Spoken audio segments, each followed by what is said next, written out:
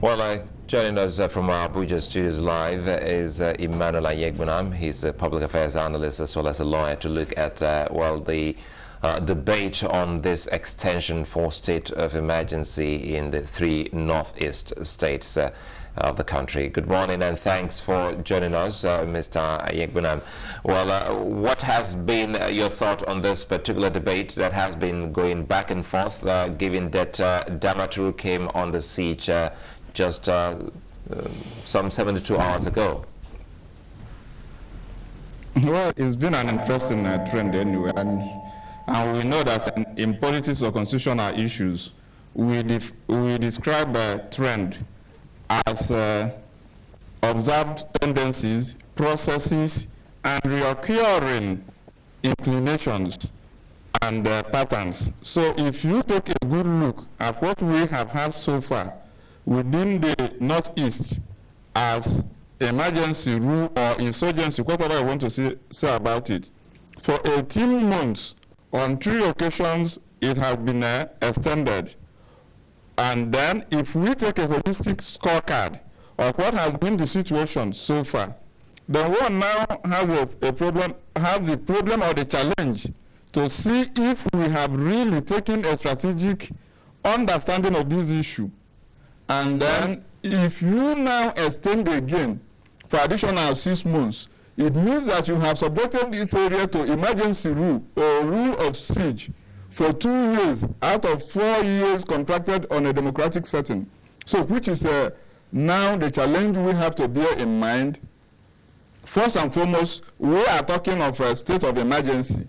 And within the state of emergency, we are still having worrisome spread of waste of life, resources, and the rest of them.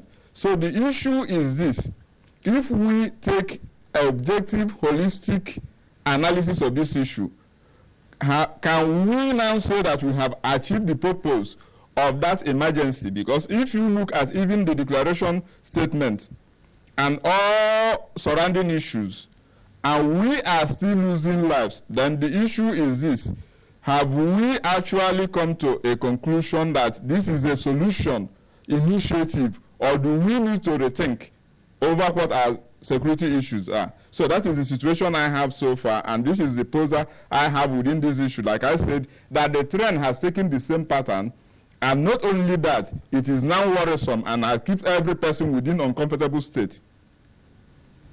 Now, some people will say that that is definitely the question before majority of Nigerians, and if that's the majority of Nigerians, there's no better place to discuss this than the National Assembly, which is where this debate was, where it sprang up. The executive already had this discussion in conjunction with the security chiefs, and they came to the conclusion that the state of emergency extension was needed.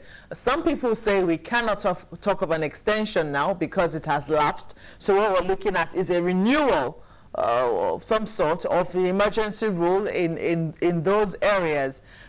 But the question is, it would seem that this is being considered more along the line of politics.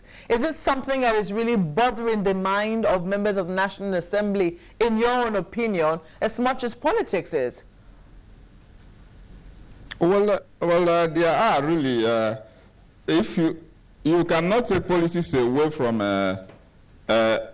popular governance, but I have always said that politicians are the same all over, that they promise to build bridges even when there are no rivers.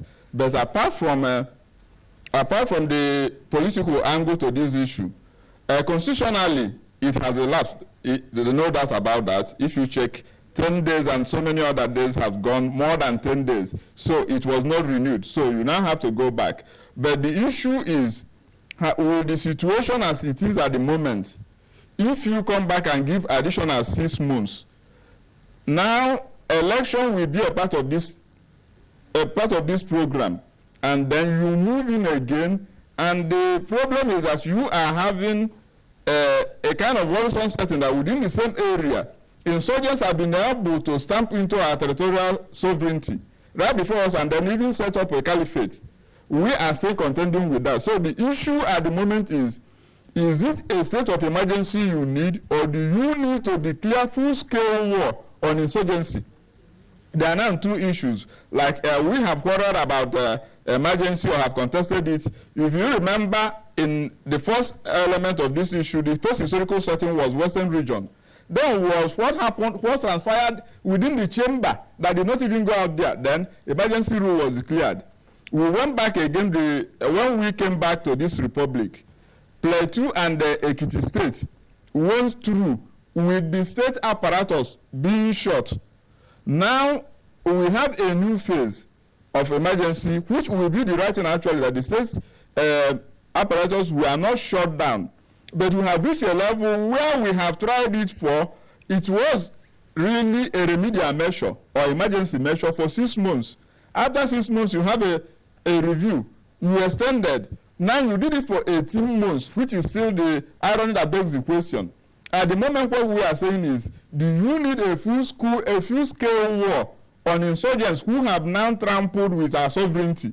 Or do you need to go on 6 months and after that you come back again? So that is where the issue lies. And I feel like I have said, it's all bordered on good governance.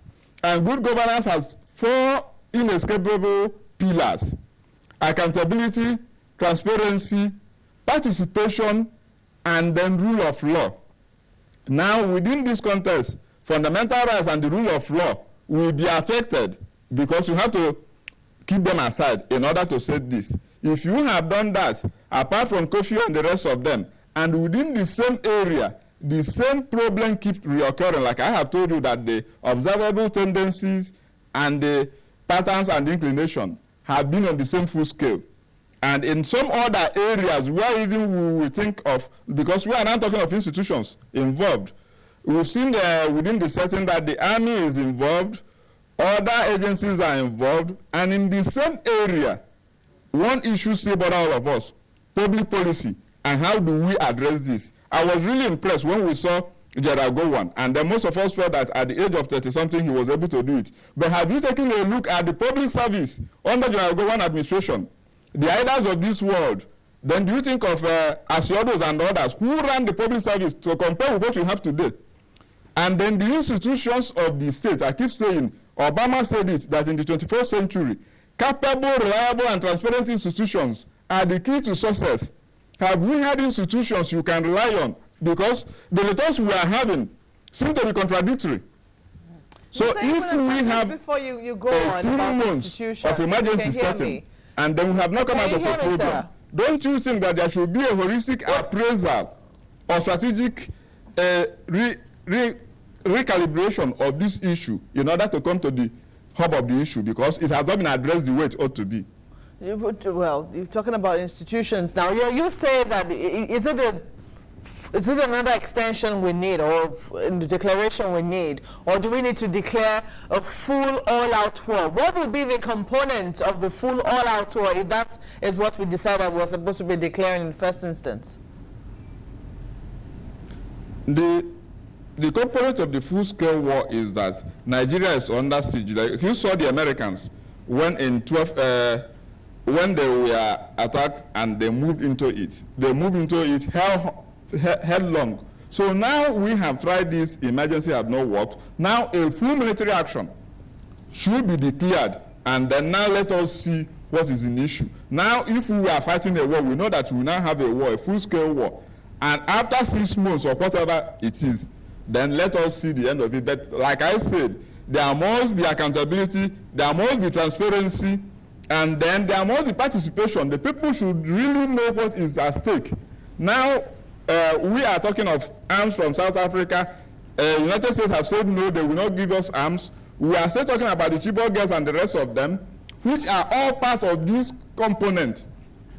So the issue is this: where is our priority in this issue? Like I said, if you come to full-scale war, let us have a full-scale war if that is it. And then secondly, like you said, we are still looking at the what? Electoral timetable, which is another issue. I have asked if there is a state of emergency in these areas, will they still be a part of the electoral process? So these are the basic issues we have to contend with. And in doing that, like I said, public policy and overriding public policy will always take priority over personal and petty issues. These are the areas we have to ask ourselves as a country. Where do we go from here? We have elected and said, okay, we are saying goodbye to military rule. Therefore, from 1999 till now, we are a democracy. If we are actually a democracy, do we need to face these issues the way they are going? And then, in the holistic content, do we at this moment think that we have done the right thing? Just a moment. I'm trying to explore your thoughts on this full scale all-out war. I'm asking whether or not, if we're to declare a full scale, even though some people will say that that is not possible in combating terrorism, but if we were to, don't you think that a state of emergency would also be a part of it? Well, state of emergency, like I said, has been a design. State of emergency has been a design which an initiative which after 18 months have not addressed an issue. And I think that by every objective assessment, we need to reorder our priorities and then now take a look. The issue is, I think the way we are presenting it, we are seeing the state government as a different setting.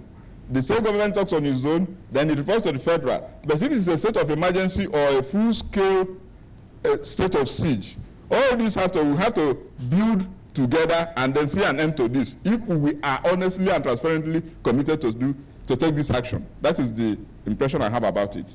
Mr. Egbenam, if we go the way you go by your suggestion, the political structures would be suspended, then that means the question you asked earlier about the election timetable and all the primaries that are going on, all of that will be suspended. Have you also considered that? That's what I'm saying, that if you want to face politics, you may face politics as a priority.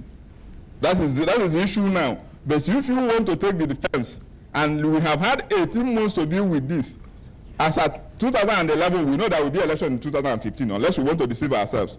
So the issue now is this. Like I said, good governance and overriding public interest are long petty party and personal interests, which now becomes our priority in addressing this issue until we come to that. And that is still my stand. It is still unrepentant, and I'm still standing on it. Well, Emmanuel Ayegbenam, I would like to thank you so very much for speaking with us this morning from our Abuja studios. Well, he's a lawyer as well as a public affairs analyst. He's been speaking on the debate that is on whether or not we need an extension of emergencies in those 3 northeast states. That's where we say thank you so much for being such a nice company. It's been an interesting day talking about the nation, looking at how well we can secure our pipelines as well as well, the seeming frosty relations between Nigeria and the United States, seeing how well we can all pull together and fight off the terrorists in our country. And we'll be back again tomorrow. I'm Sulaiman Alede. Oh, there was one more day. I didn't realize. It looks like Friday. It felt like Friday. Oh, that would be it. And I'm Neil Ted. Have a good day. We're actually going to wait for Friday to talk about your hair. Well, we'll see you again tomorrow.